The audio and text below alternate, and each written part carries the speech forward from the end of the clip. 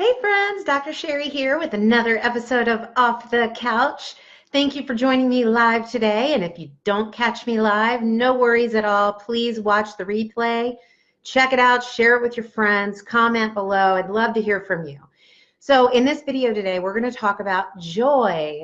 When we think about joy, when I say the word joy, it just comes off of my lips or off of my tongue. It instantly makes me happy. Joy. Like, I just challenge you just to say that right now to yourself, wherever you are. Just say joy. And I challenge you to not smile while you're saying that word joy. But what we're going to talk about today is whether or not joy is a choice. And you guys might already know, if you've listened to a lot of my stuff so far, you might already know where I'm going with this. But I want to start off by talking a little bit about the brain before we dive into the topic of joy. So, our brains, as beautifully and intricately crafted and designed as they are, our brains do not know the difference between fantasy and reality.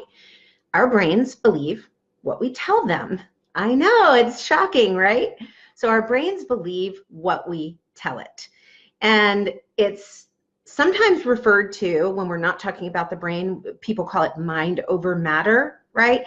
And there's a ton of people that just think that is phooey, that it's a bunch of bunk, and that just doesn't exist. Now, we are not talking about things in reality that we have zero influence over, because we are not God. So we cannot will the sun not to rise tomorrow morning, and we cannot will the sun not to set tonight, right? Similarly, we are physiologically incapable of flying like the eagles that soar above us. So do not attempt that. That's not the kind of mind over matter I'm talking about. Hey, Stephanie, thanks for joining today.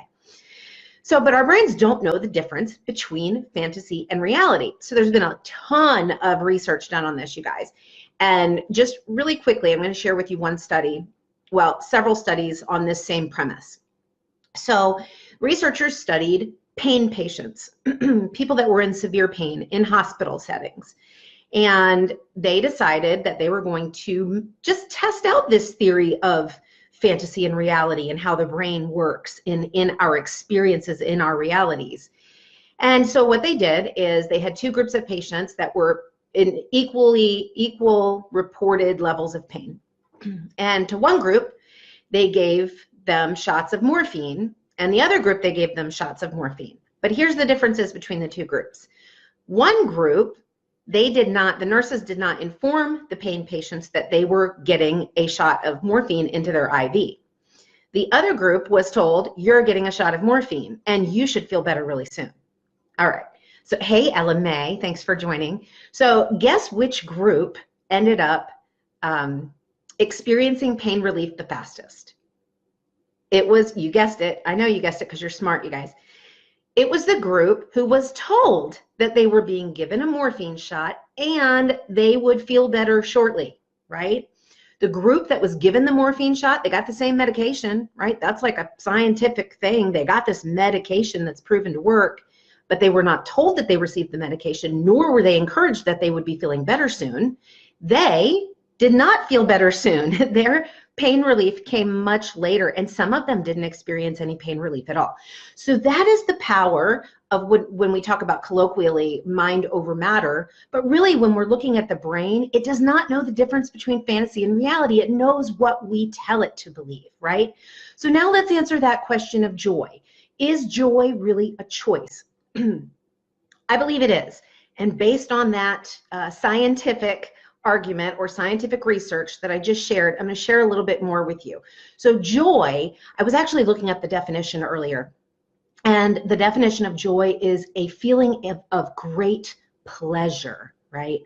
And I just think about, like, how many of us actually walk through life, walk through our days with this feeling of great pleasure. I'm going to venture it doesn't happen to most of us, and here's why: because it doesn't come naturally. It's something that you can look at you can look at joy as a spiritual gift too, but that's not what I'm talking about here. But joy is something that you have to choose. You have to tell your brain to have that experience of great pleasure. And I'm going to share an example, an experience that I had when we're talking about this so that you know that it's not easy. It's not always an easy choice to make, you guys, right? So a feeling of great pleasure. Now, if you look at the opposite of joy, the opposite of joy is discontentedness, disheartedness, dejection, feeling downtrodden, depressed even. That's the opposite of joy, right? And we know there's a spectrum of emotions that flow in between joy and dejection, right?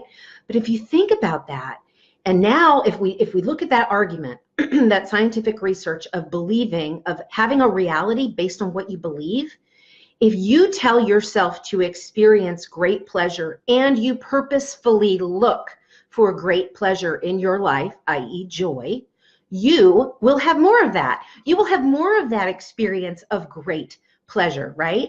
Similarly, if you look for things that confirm your experience of dejection, your experience of discontentment, disheartedness, being downtrodden, when you have your mind attuned to those things, your brain attuned to those things, you will see them. And it will confirm that for you. And it will say, see, this is my reality. So really, yes, joy is a choice. You have a choice as to how you approach life. If you are going to look for experiences that bring you great pleasure, or if you're going to look for experiences that bring you a feeling of dejection, right? And hey, Jamie, thanks for joining. I encourage each of you to chime in with your thoughts on this because I know it's challenging and it's not easy. And here's a little tip for you. I always try to share with you based on my own personal experience, not just the science, not just the research, but based on my personal experience, how this has worked in my life.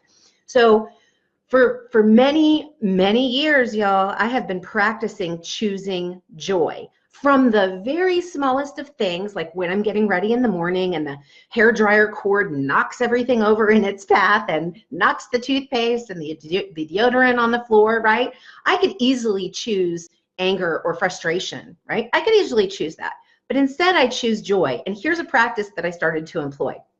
What I did is when those things happen like that, and they happen all the time, just those little, paper cuts that we get in life, I would, as I was bending over to pick up the toothpaste or to pick up the deodorant that fell down, I would say, I am so blessed and grateful that I have hands and mobility to be able to bend over and pick this up. Some people might go, that's just rosy glasses. No, that's not rosy glasses. That's me choosing joy, you guys. Look at the alternative. Why would anyone on the face of the earth choose dejection, depression, or being downtrodden over joy? And I don't believe that anybody would consciously choose that, but it boils down to your habits. It boils down to the habits of your self-talk, of the words that you teach your brain to believe. If you go forward in the day and you believe that your day is going to hold nothing but disappointment and dejection, guess what? It will. And if I leave the house today and I know and I believe that my day is going to hold opportunities for joy or great pleasure, guess what I'm going to find, you guys? I'm going to find great pleasure. I'm going to find joy. You find what you look for.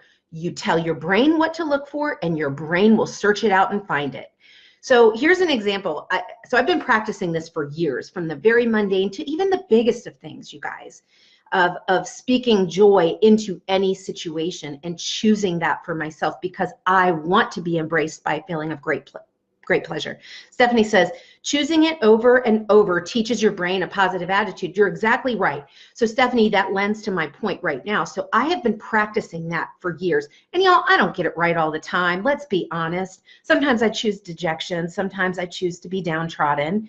And I acknowledge that to myself. And then I shake myself a little bit and get it back together, surround myself with truth speakers who can pull me out of that and say, no, no, no, no, Sherri, it's time to choose joy, right? So I've been practicing that for years. And the other day, you guys, it came off like it was natural. And I'm going to share with you what happened. So I was on the phone with a potential client, with a potential coaching client. And I was pretty sure that they were going to close the deal and they were going to say, yes, let's start working together. And I was so excited. One, because I love to work with people. But two, it was just another opportunity for me to expand my business, right? And this potential client said, thanks, but no thanks. I'm not going to do it right now. And you guys, when I hung up the phone, I actually laughed. And I was like, thank you, Lord. Thanks for that opportunity. And thanks that this is not the right time. I was able to automatically, in that situation, it doesn't happen all the time, you guys, yet. In that situation, I was automatically able to choose joy, even in the face of disappointment. So ultimately, LMA says, I practice it by journaling what I am thankful for each day. Absolutely. Gratitude is the gateway to joy. When you can focus on what you are grateful for, that helps you to thrive in the here and now with what you have and not focus on what you don't have, right? That is where joy comes from, you guys. You guys tell your brains what to look for and it will find it. So my challenge to you as I sign off today is choose joy, look for joy, tell your brain to look for joy, and you too can experience that time and time again, that overwhelming sense of great pleasure. Thank you guys so much for checking me out today. Join me next Tuesday live right here on Dr. Sherri's Facebook page, 12:30 p.m. every Tuesday, just 10 minutes of your time, where I'm shifting perspectives and speaking life to you. See you next week.